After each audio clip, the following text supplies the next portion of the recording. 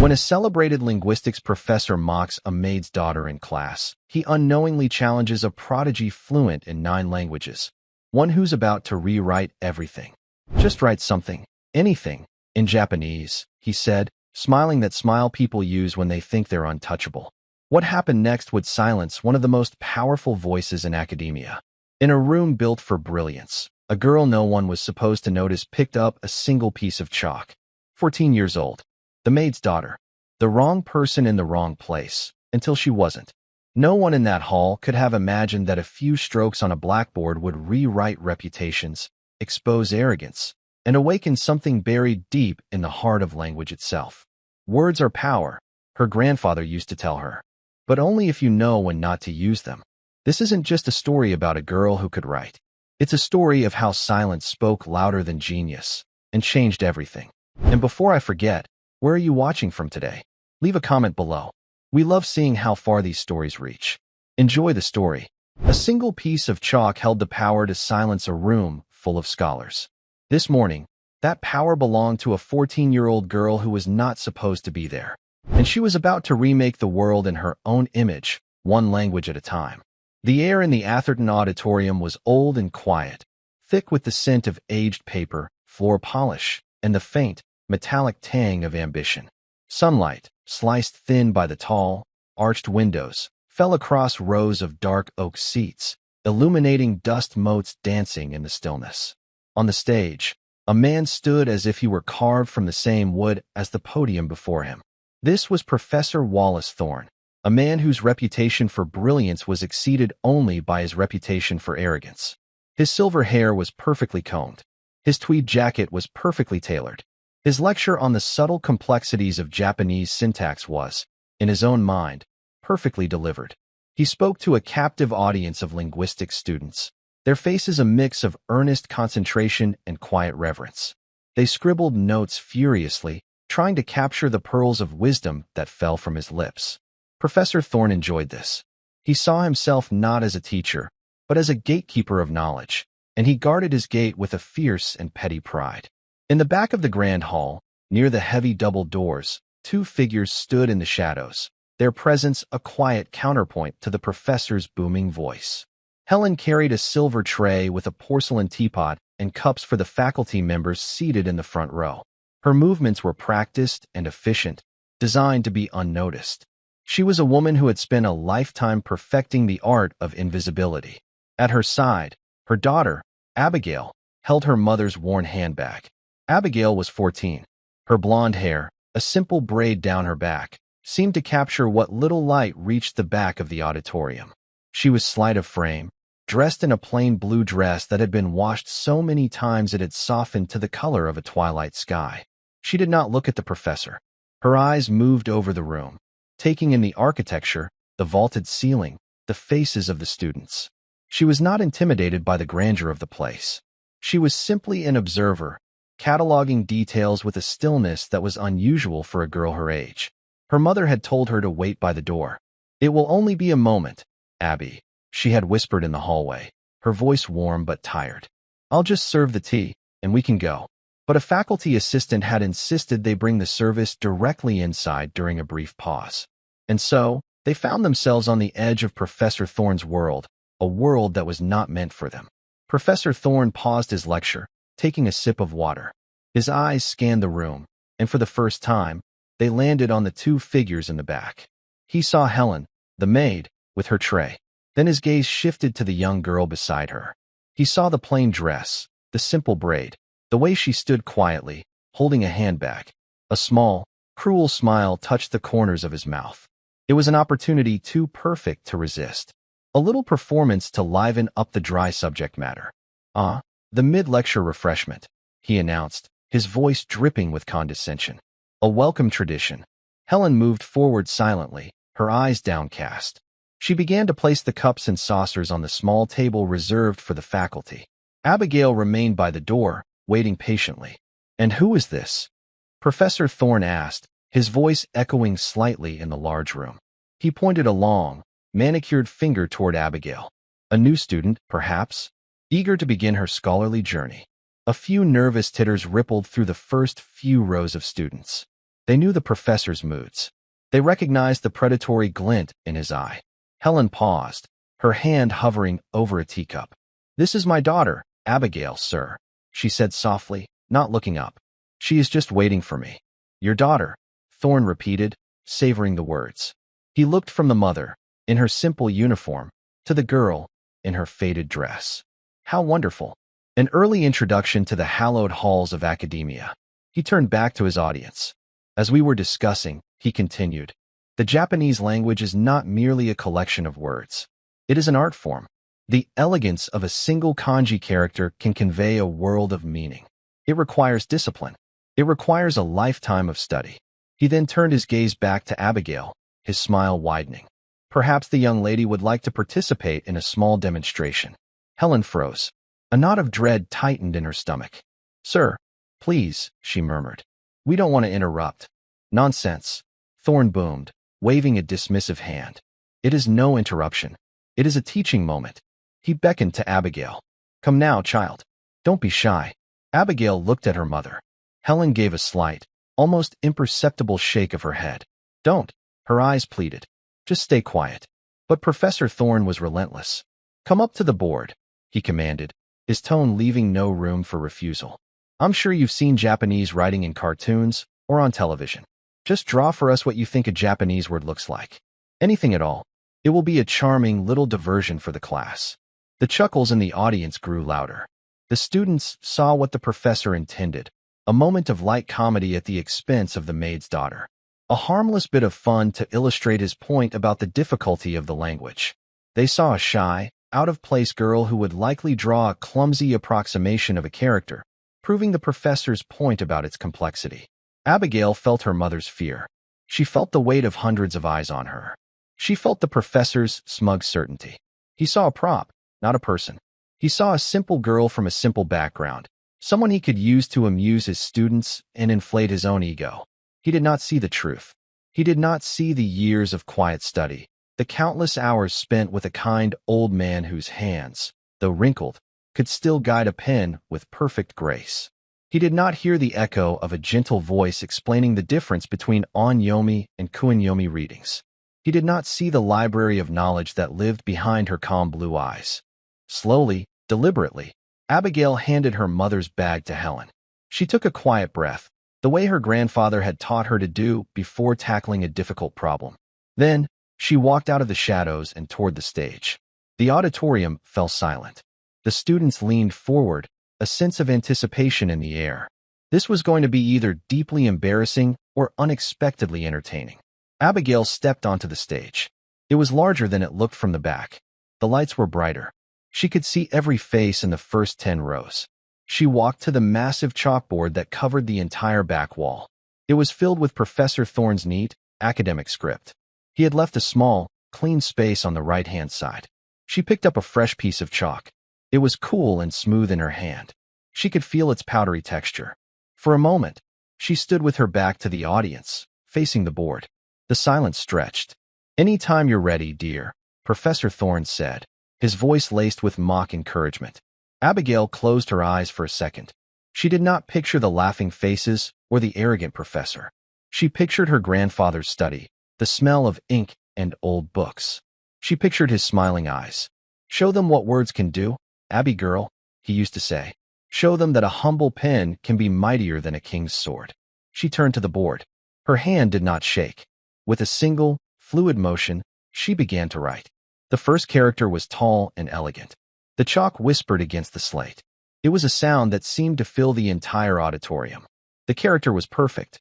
Not the clumsy scrawl of a novice, but the balanced, confident stroke of a master calligrapher. The radicals were perfectly proportioned. The lines had weight and grace.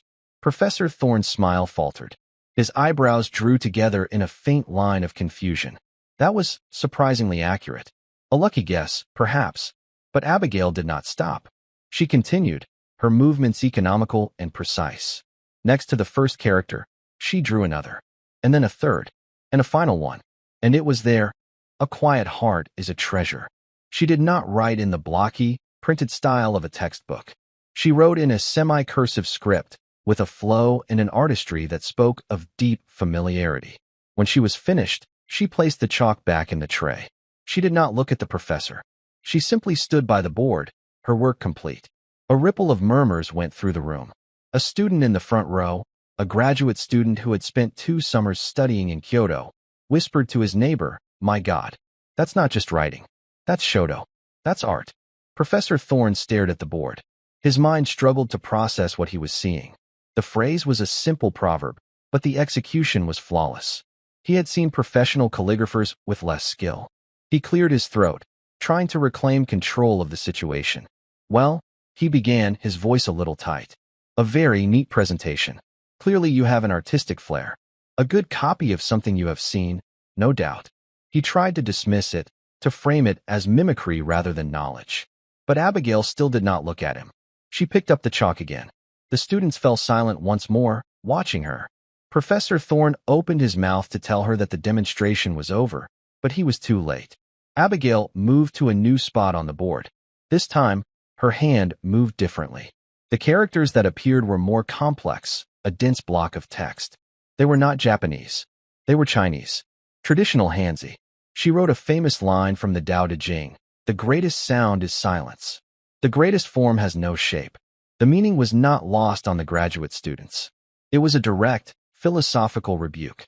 A quiet girl, a formless presence in the back of the room, was creating something profound. Professor Thorne was now visibly stunned. The condescending smile was gone, replaced by a mask of disbelief. Japanese and Chinese shared many characters, but the stylistic conventions and grammatical context were different. To write both, with such confidence, was not the work of a hobbyist. "What is the meaning of this?" he demanded, his voice losing its smooth, authoritative edge. Abigail finished the line and, without pausing, moved again. This time, she began to write in the clean, elegant circles and lines of Korean Hangul. The script was completely different, a phonetic alphabet of stunning simplicity and beauty. She wrote a single sentence: "The truth speaks loudest in silence." By now, the auditorium was so quiet you could hear the gentle hum of the overhead lights. The students were no longer watching the professor. All eyes were on the small girl with the blonde braid, who stood before the giant chalkboard as if she owned it. Her plain blue dress seemed less like a sign of poverty and more like the simple robe of a scholar. In the front row, an older woman, Dr. Eleanor Richmond, the head of the comparative philology department, slowly took off her glasses and polished them. She had watched the entire exchange with growing unease, and now, with dawning wonder. She recognized the Korean phrase. She recognized the Chinese proverb. She saw the artistry in the Japanese calligraphy. She was witnessing something impossible. Professor Thorne was pale. He felt the control of his classroom, his sanctum, slipping away. He felt the weight of his own arrogance settling on him like a shroud. "That's enough," he snapped, taking a step toward the stage. "The demonstration is over. Return to your mother, girl." His voice was sharp, but it lacked conviction. It was the bluster of a man who had been completely and utterly outmaneuvered. Abigail heard him, but she did not stop. It was as if she were in a world of her own, a world made of words and meaning. She moved to the last remaining clean space on the board.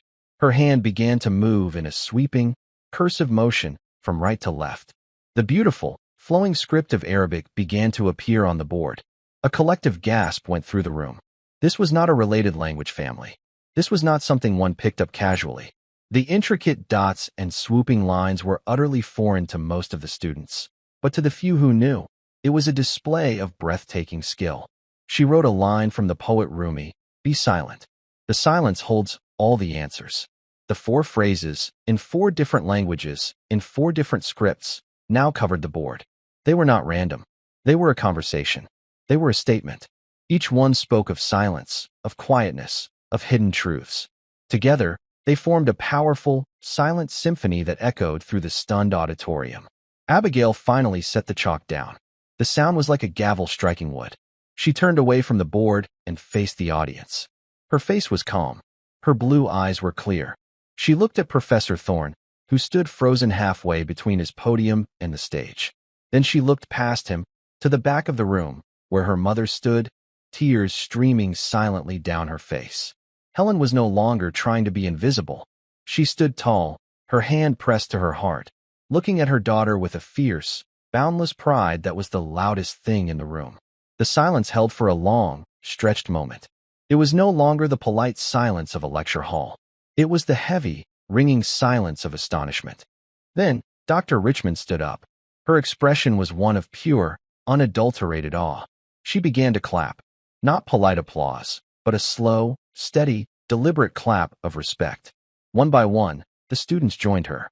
The sound grew, filling the old hall, washing over the stage. It was a sound of wonder, a sound of apology, a sound of victory. It was the sound of a world being turned upside down by a 14-year-old girl with a piece of chalk. Professor Thorne stood alone in the rising tide of applause, his face a mixture of shame and fury. He had tried to make an example of the maid's daughter, and he had succeeded. The applause eventually subsided, leaving a charged silence in its wake.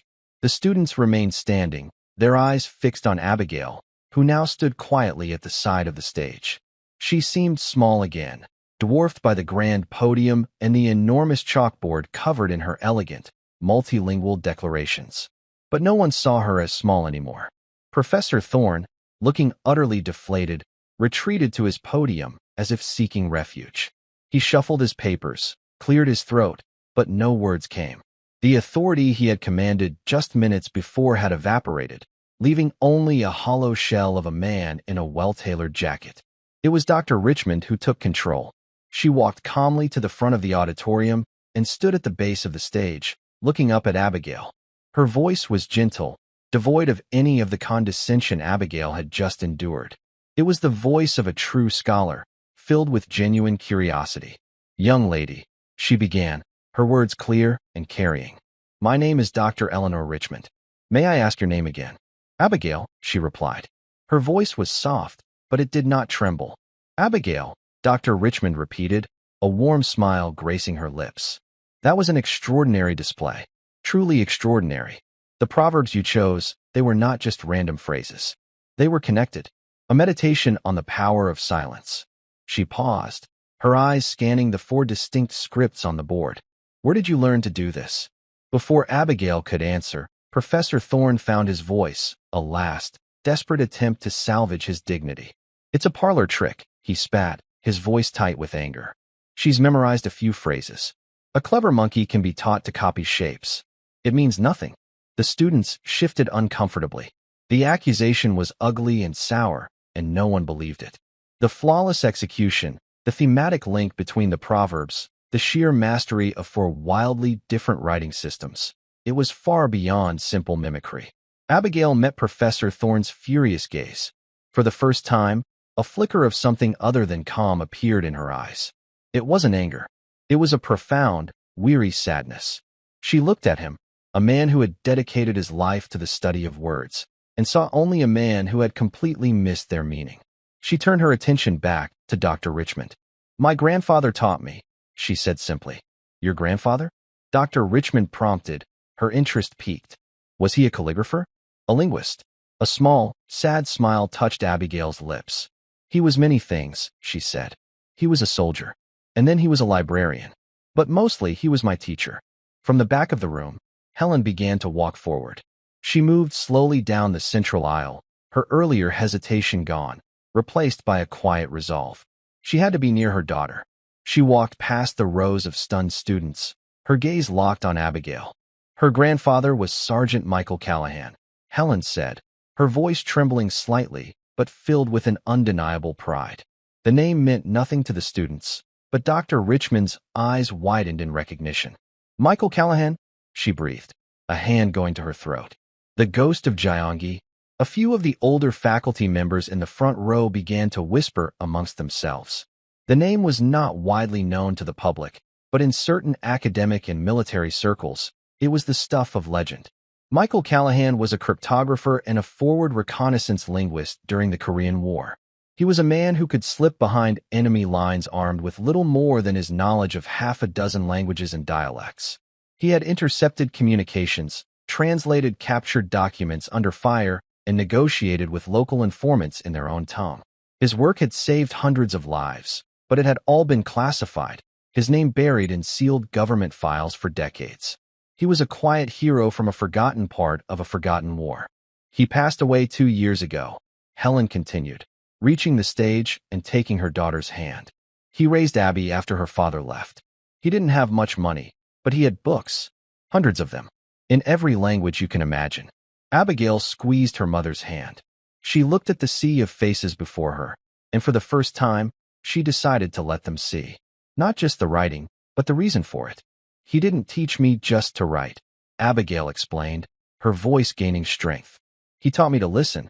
He said that every language is a different room in the same house.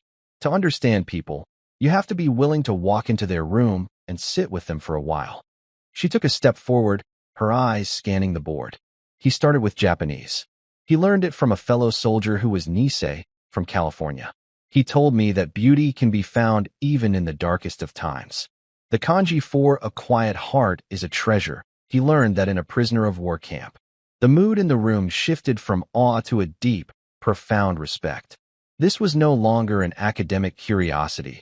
It was a story of survival, of history, of a legacy being passed down through generations.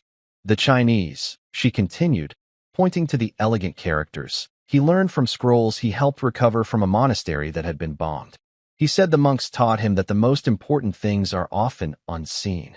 She gestured to the Korean Hangul. He loved Korean. He said it was the most logical and beautiful alphabet ever created. He learned it from the villagers who hid him when he was wounded.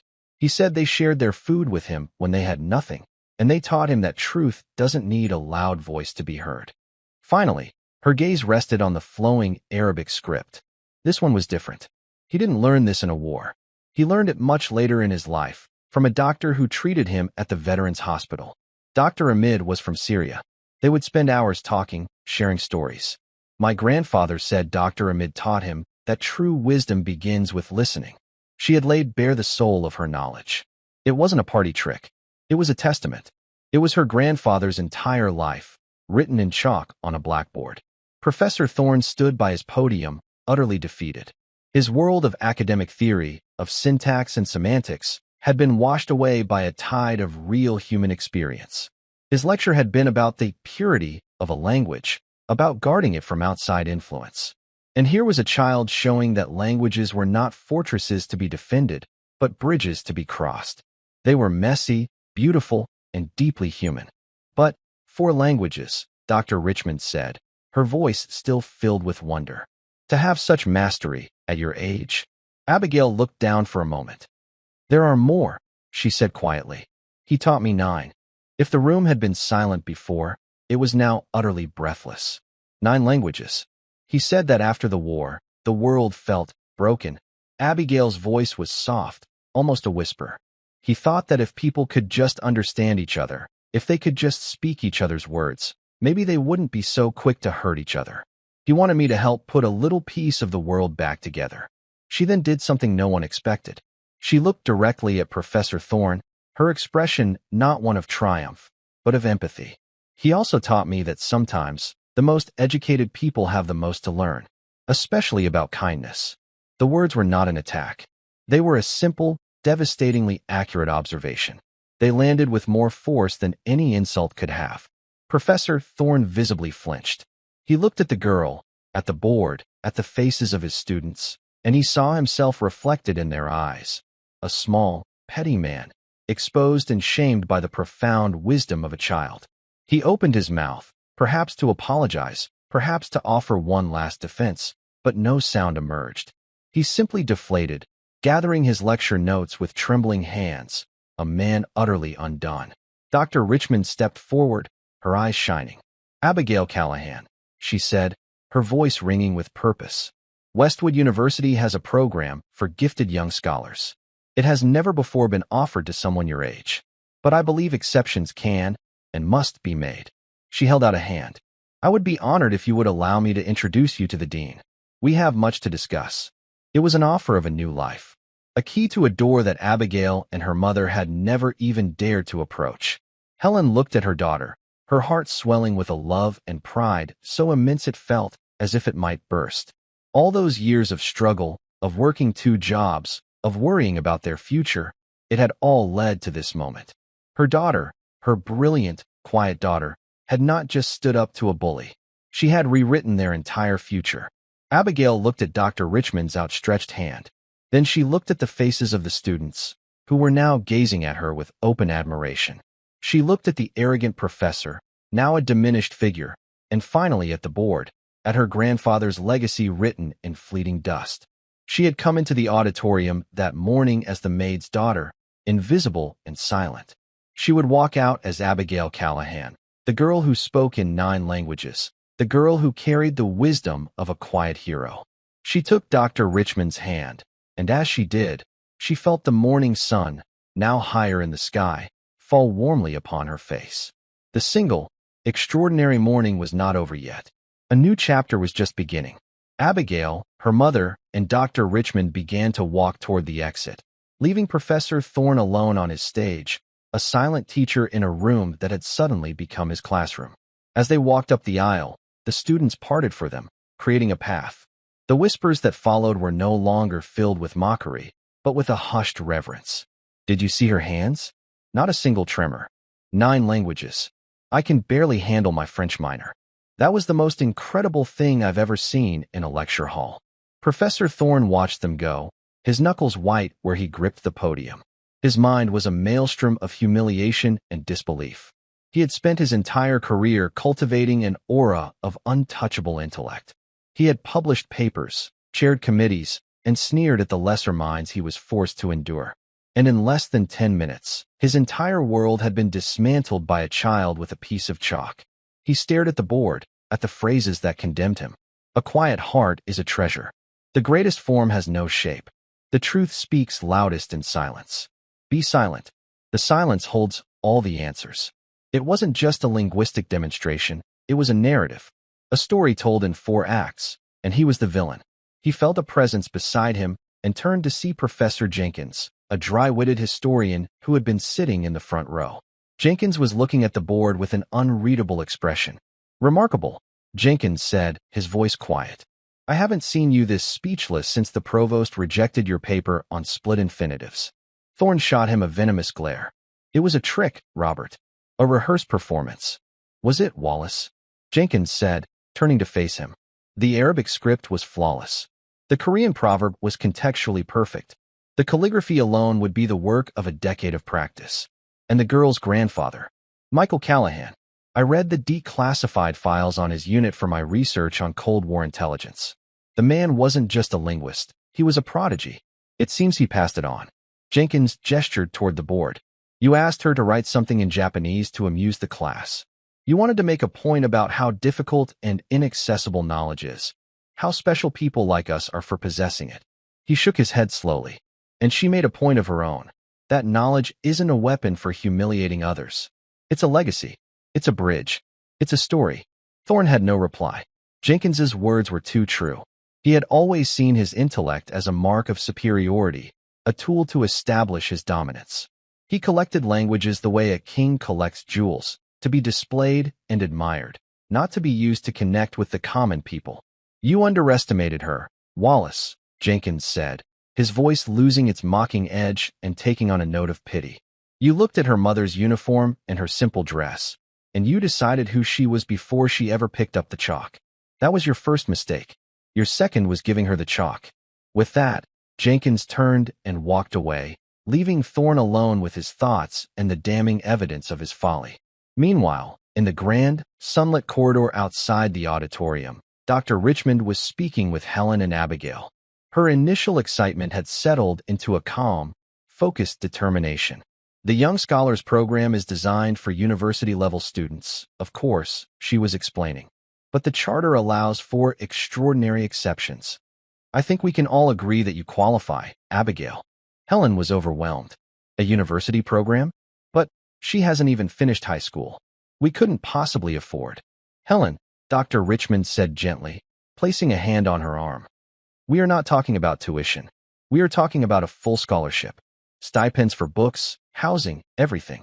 The university would be gaining far more than it would be giving. A mind like your daughter's comes along once in a generation. Abigail was quiet, listening to the 2 women discuss her future as if it were a settled fact. Part of her felt a dizzying sense of hope.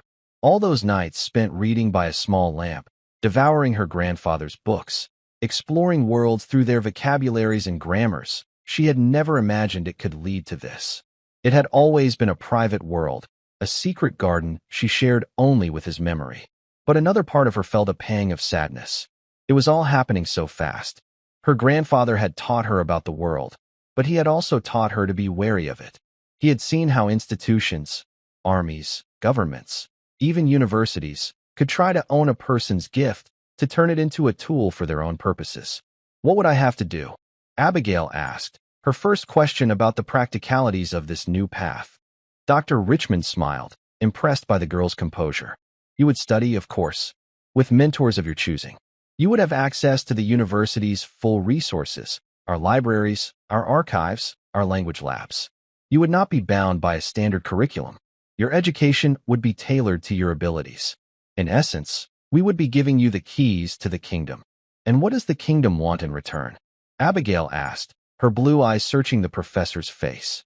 The question was so direct, so insightful, that it took Dr. Richmond by surprise.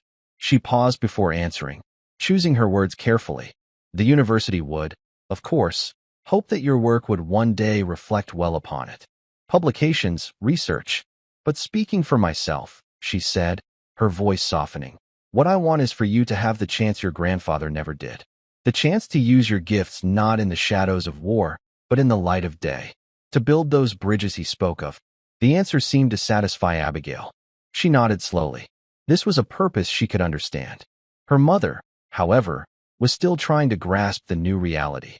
All of this, from one morning? She whispered, looking from Dr. Richmond to her daughter. Sometimes, Dr. Richmond replied, her eyes twinkling. One morning is all it takes to change the world. Or at least, a small corner of it. Their conversation was interrupted by a tentative voice.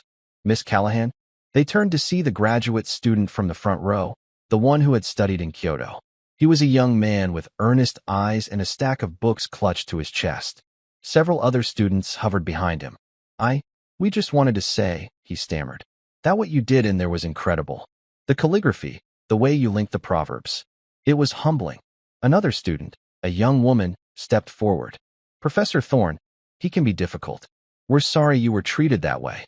Abigail looked at them, at their sincere, respectful faces. These were the scholars her grandfather had told her about. The ones who were driven by a genuine love of learning, not by ego. Thank you, she said, a real, warm smile finally reaching her eyes. He just made a mistake.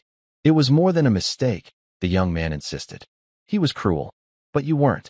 You could have destroyed him. You could have chosen a phrase that was insulting or aggressive. But you chose grace. You chose philosophy. That was the most impressive part. Abigail simply nodded, accepting the compliment. In her mind, she heard her grandfather's voice again. There's no victory in humiliation, Abby girl.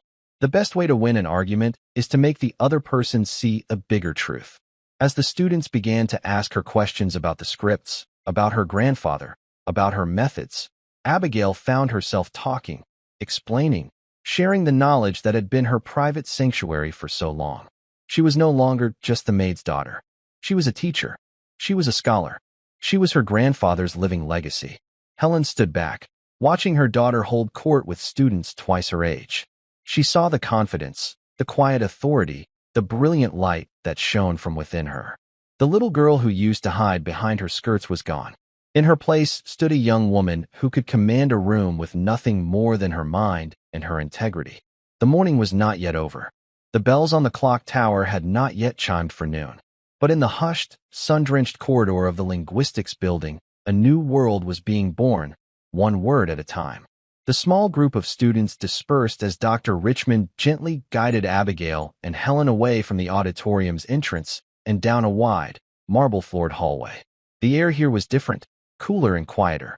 Portraits of stern-faced university presidents from centuries past watched them from the walls, their gazes seeming to follow the unlikely trio, the esteemed professor, the woman in the maid's uniform, and the girl with the universe of words behind her eyes.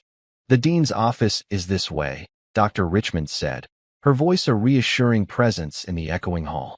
Dean Morrison needs to hear about this immediately. What happened in that room? It was more than an academic event. Helen was still trying to process the whiplash of the last hour. She had walked into that building fearing they might be scolded for interrupting, and now she was walking alongside the head of a department toward the office of the most powerful person at the university. She clutched her handbag, the one Abigail had been holding for her, as if it were an anchor in a suddenly turbulent sea. She looked at her daughter, who walked with a quiet poise that Helen had never seen before.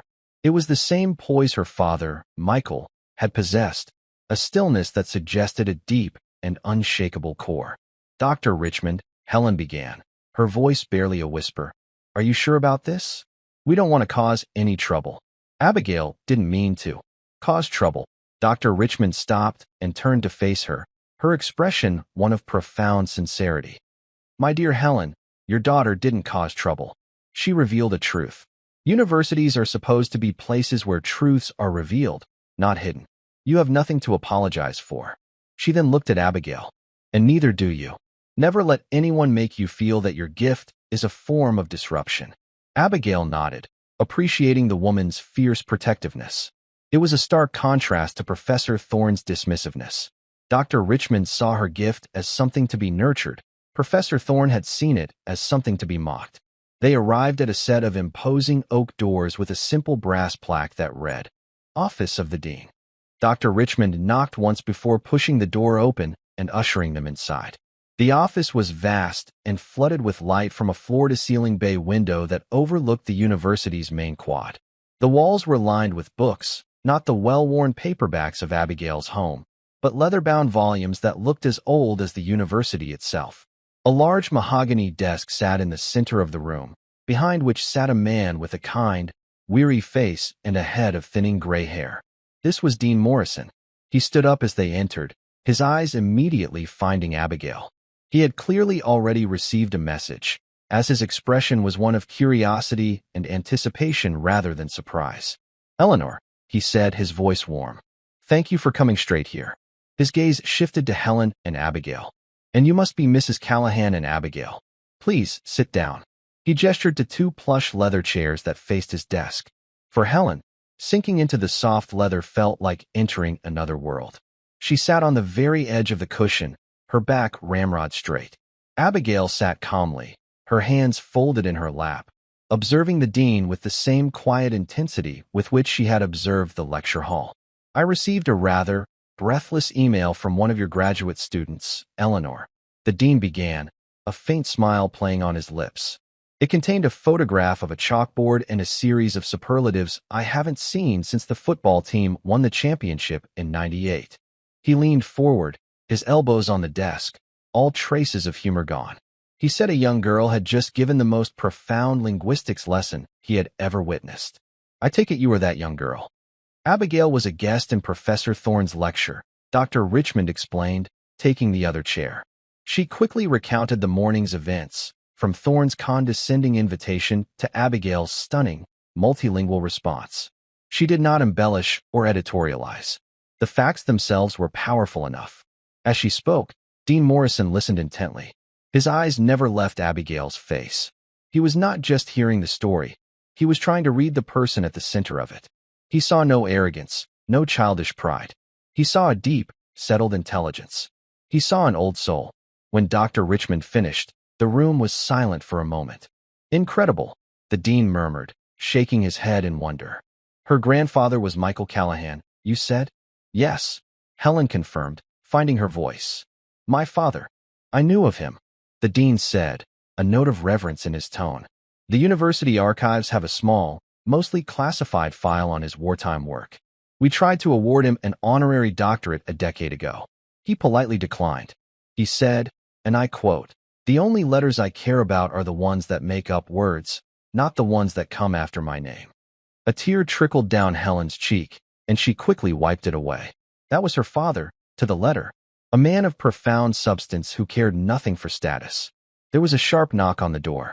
The dean's secretary opened it and announced, "Professor Thorne is here, sir." "Send him in," the dean said, his voice hardening slightly. Professor Wallace Thorne entered the room. If he had looked deflated in the lecture hall, he looked utterly broken now. His face was ashen, his impeccable posture had crumbled, and he clutched a briefcase to his chest like a shield. His eyes darted around the room, landing on Abigail. He flinched, as if he had seen a ghost. "Wallace," the dean began, his tone formal and cold. "Please, close the door." Thorn did as he was told. He stood awkwardly by the door, a stark contrast to the confident man who had commanded the stage an hour ago. "I have been made aware of an incident that occurred during your guest lecture this morning," Dean Morrison said, his voice low and dangerous. "An incident involving a guest on our campus. A minor." Thorn swallowed hard. "Charles, it was a misunderstanding. A pedagogical exercise that was misinterpreted." "A pedagogical exercise?" the dean repeated, his voice laced with ice. "My understanding is that you singled out a 14-year-old girl, the daughter of a member of our staff, and invited her on stage with the clear intention of using her presumed ignorance to amuse your students. Is that an accurate summary?" Thorn could not meet his gaze. "It was ill-judged," he mumbled. "It was cruel, Wallace," the dean snapped, his voice rising. "It was an abuse of your position. It was a violation of the most basic principles of decency and respect that this university is supposed to represent. And to make matters worse, your intended victim turned out to be a prodigy whose knowledge in your own field may very well exceed your own." The final sentence hung in the air, a perfectly delivered coup de grace. Thorn had no defense. He had been exposed not just as a bully, but as an inferior scholar in the presence of true, profound talent. "I want you to apologize," the dean commanded, to both Abigail and her mother. Now, it was the ultimate humiliation for a man like Wallace Thorn. He shuffled forward, his expensive shoes silent on the thick carpet.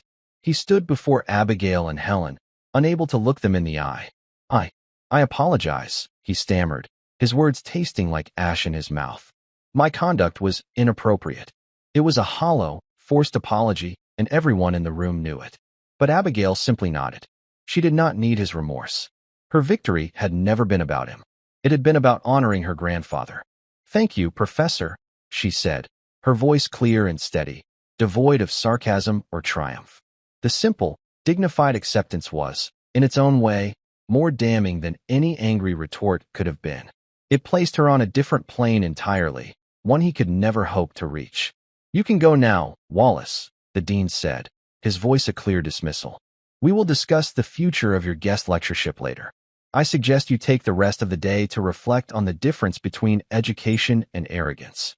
Without another word, Thorn turned and fled the office, the heavy oak door clicking shut behind him, sealing his disgrace. The tension in the room dissipated instantly. Dean Morrison let out a long breath and turned his attention back to Abigail, his expression softening once more. "Now," he said, a genuine smile returning to his face, "let's talk about your future. Dr. Richmond has recommended you for immediate admission into the Young Scholars Program. As you may have heard, this is unprecedented. But your situation is, to put it mildly, unprecedented." He opened a drawer in his desk and pulled out a folder. "This program comes with a full, 4-year scholarship covering all tuition and fees. It includes a stipend for living expenses, a book allowance, and on-campus housing, should you want it. You would be assigned a primary mentor. I suspect Dr. Richmond would be first in line for that honor. And you would be free to audit any class in this university, at any level, while we design a personalized curriculum for you." Helen gasped. It was more than she had ever dared to dream of for her daughter. It was a golden ticket, a key to a world she had only ever been able to clean and serve. The years of scrimping and saving, of working until her bones ached, had suddenly been rendered unnecessary by her daughter's brilliant mind. The relief was so overwhelming that she began to cry, silent tears of joy and gratitude streaming down her face. Abigail reached over and took her mother's hand. She looked at the dean, her expression serious. "My grandfather always said that a gift isn't what you have, it's what you do with it," she said. "What would the university expect me to do with this?" The dean leaned back in his chair, deeply impressed once again by her maturity. "That's the best question I've been asked all year, Abigail," he said. "What we would expect is for you to learn, to grow, to follow your curiosity wherever it leads. We would expect you to challenge your professors, to push the boundaries of our knowledge, and to share what you discover with the world. We are not offering you a job. We are offering you an opportunity. What you do with it will ultimately be up to you." He slid the folder across the desk. "There is paperwork, of course. forms to be filled out. But in essence, Abigail Callahan, Westwood University would be honored to welcome you as its youngest ever scholar. The place is yours if you want it. Abigail looked at the folder, then at her crying mother, then at the encouraging smile on Dr. Richmond's face. The path of her life had just forked in a dramatic and irreversible way. The quiet, book-filled life she had known was over. A new, much larger life was beginning. "I accept," she said, her voice quiet but firm. "Thank you." The walk from the dean's office back across the manicured lawns of the campus was surreal. The mid-morning sun was warm on their faces. Students lounged on the grass with books, their chatter and laughter a gentle hum in the air. Just an hour ago, this world had seemed impossibly distant, a place where Abigail and her mother were invisible service workers on the periphery. Now, it was to be Abigail's world. Helen walked in a daze, the folder with the scholarship papers clutched in her hand like a holy text. She kept opening it and rereading the first page, as if to convince herself it was real. "A full scholarship," she murmured for the 10th time. "Abby, do you understand what this means? You'll never have to worry. You can just learn." "I know, Mom," Abigail said softly, slipping her arm through her mother's. She could feel the tremors of emotion running through her. They stopped beneath the shade of a large oak tree near the edge of campus. The imposing stone buildings of the university were behind them now, and the familiar, bustling streets of the town were ahead. It felt like standing on a border between two countries. "Your grandfather would be so proud," Helen said, her voice thick with emotion. "He always knew. He always said you had a special mind." She looked at her daughter, really looked at her, as if seeing her for the first time. "I remember when you were 6. He was trying to teach you cat and dog, and you were getting bored. You pointed to one of his old books, one he'd brought back from his travels, and you asked him what the strange writing was." Abigail smiled, the memory surfacing. "It was the copy of the Mahabharata," she said. "That's the one," Helen confirmed. "Written in that beautiful, complicated script. He told you it was called Devanagari, and the language was Sanskrit. He explained that it was very old and very difficult. He thought that would be the end of it." Helen let out a small, wet laugh. "The next morning, he came into the living room, and you were sitting on the floor with a crayon and a piece of paper. You had copied the first character from the book's cover. It was wobbly, and the proportions were all wrong, but it was perfect. He knelt down beside you and asked what you had drawn." Helen's eyes met her daughter's. "Do you remember what you told him?" Abigail nodded. "I told him, it's a letter. It wants to say something, but I don't know its name yet." "That's right," Helen whispered, her hand tightening on Abigail's arm. "That's when he knew. He looked at me, and his eyes were so full of wonder. He said, 'Helen, she doesn't just see shapes. She hears the music in them.' From that day on, he never taught you like a child again. He taught you like a fellow traveler, a fellow explorer of words." They stood in silence for a moment, enveloped by the memory of the man who had shaped both their lives. He was gone, but his legacy was so powerfully alive in that moment that it felt as if he were standing there with them, a proud and loving ghost under the old oak tree. "I'm scared, Abby," Helen confessed, her voice dropping to a whisper. "This is such a big world.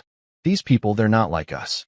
"They're just people, Mom," Abigail replied, her own voice steady, a comforting anchor. "Some are like Professor Thorne. Some are like Dr. Richmond. We just have to learn to tell the difference. Grandfather taught me how." "How?" "You listen," Abigail said simply. "You listen not just to what they say, but to the words they don't use. You look at their grammar. People who use a lot of commands and declarations, they think they own the world. People who ask questions, they're the ones who are still learning. I'll stick with the learners." Helen looked at her 14-year-old daughter and felt a wave of awe. When had she become so wise? She had been so busy working to keep a roof over their heads and food on the table that she had failed to see the incredible woman her daughter was already becoming. "Come on," Abigail said, giving her mother's arm a gentle tug. "Let's go home. I think we've had enough excitement for one morning." As they stepped off the curb and left the university grounds behind, it felt less like a departure and more like a promise. A promise that they would be back, not as servants, but as equals. The Callahan family was returning to the world, and this time, they would not be invisible. Their apartment was on the 3rd floor of a modest brick building that had seen better days. But inside, it was a sanctuary. It was small and filled with secondhand furniture, but it was meticulously clean and orderly. And everywhere, there were books. They were stacked on shelves, piled on end tables, and overflowing from wicker baskets. They were the one luxury Helen allowed, the one thing she and Abigail both treasured. They were Michael Callahan's legacy, a library of the world crammed into 2 small rooms. The moment they walked through the door, the weight of the morning seemed to shift. The grandeur of the dean's office and the tension of the lecture hall melted away, replaced by the comforting familiarity of home. Helen went to the small kitchen to put the kettle on, a ritual that grounded her. "Tea," she announced, her voice already sounding more like her usual self. "Everything is better after a cup of tea." Abigail walked into her room. It was little more than a closet with a window, dominated by a small bed, a simple wooden desk, and bookshelves that covered every inch of available wall space, built by her grandfather's own hands. This was her true home, the heart of her world. Here, she was surrounded by her oldest and dearest friends. Homer, in the original Greek, Cervantes, in Spanish, Tolstoy, in Russian, the poetry of Li Bai, in Chinese. She ran her fingers along the spines of the books, the familiar textures of comfort. Her gaze fell upon the worn, blue cloth cover of the Mahabharata. She pulled it from the shelf. Its pages were soft and thin, and the air smelled of old paper and sandalwood incense. She carried it to her desk and sat down. On the corner of the desk was a framed, black-and-white photograph of a young man in a soldier's uniform, his eyes kind and intelligent, a ghost of a smile on his face. Her grandfather. Abigail placed the scholarship papers from the dean's office next to the photograph. The crisp, official documents looked out of place in this room of ancient stories and quiet study. She opened the ancient epic poem. Her grandfather had told her that Sanskrit was the language of the universe's vibrations, a perfect language where sound and meaning were intrinsically linked. He had only begun to teach it to her in the last year of his life, and she had continued to study it on her own, feeling it was her most direct connection to him. It was more than a language. It was a form of meditation. She picked up a pen and a blank notebook. She didn't think about Professor Thorne or Dean Morrison or the life-changing offer she had just accepted. She cleared her mind, just as her grandfather had taught her to do. She focused only on the present moment, on the feel of the pen in her hand, the texture of the paper, the sound of the kettle beginning to whistle in the other room. Then, she began to write. She wasn't copying from the book. She was forming the letters from memory, letting them flow onto the page. The Devanagari script was a thing of beauty, with its strong horizontal line from which the characters hung like intricate jewels. She wrote a single word, Shani, peace, then another, Jnana, knowledge, and a final one, Dharma, one's true purpose, the right way of living. Peace, knowledge, purpose. This was the language her grandfather had saved for last. He said that after she had learned to speak to the world in all its modern tongues, she needed to learn the language that spoke to the soul. As she wrote, the turmoil of the morning finally settled within her. The humiliation she had felt on her mother's behalf, the shock of the confrontation, the dizzying prospect of her new future, it all coalesced into a single, clear feeling, gratitude. She was grateful for the arrogant professor, because without his cruelty, her gift might have remained hidden. She was grateful for Dr. Richmond and the dean, for they had seen her and not a caricature. Most of all, she was grateful for the quiet man in the photograph, who had given her not just languages, but a philosophy for living. He had armed her for a battle she hadn't even known she would have to fight. Helen appeared in the doorway, holding 2 steaming mugs of tea. She didn't speak, just stood and watched her daughter for a moment. She saw the intense focus, the graceful movement of her hand, the way she seemed to be in a world of her own. The Sanskrit was the one language Helen didn't recognize, the one that felt the most sacred and mysterious. It was the final, private conversation between her daughter and her father. She walked in and placed a mug on the desk. "What are you writing?" she asked softly. Abigail looked up from her notebook, her blue eyes calm and clear. "I'm just reminding myself of the things that matter." She slid the notebook toward her mother. Helen looked at the 3 beautiful, alien words. Peace, Abigail translated. Knowledge, and purpose. Helen put her hand on her daughter's shoulder, her heart full. This was the result of Michael Callahan's life's work. Not just a granddaughter who could speak 9 languages, but one who understood the meaning behind the words. From outside, the sound of the university's clock tower began to chime, the deep, resonant bells marking the hour. 1, 2, 3, all the way to 12. Noon. The morning was over. Abigail looked from her notebook to the official papers, and finally to her grandfather's smiling face. A new journey was about to begin, a path paved with the words of the entire world. And she was ready to walk it. And that's where we'll end the story for now. Whenever I share one of these, I hope it gives you a chance to step out of the everyday and just drift for a bit. I'd love to know what you were doing while listening. Maybe relaxing after work, on a late-night drive, or just winding down. Drop a line in the comments. I really do read them all. And if you want to make sure we cross paths again, hitting like and subscribing makes a huge difference. We are always trying to improve our stories, so feel free to also drop your feedback in the comment section below. Thanks for spending this time with me.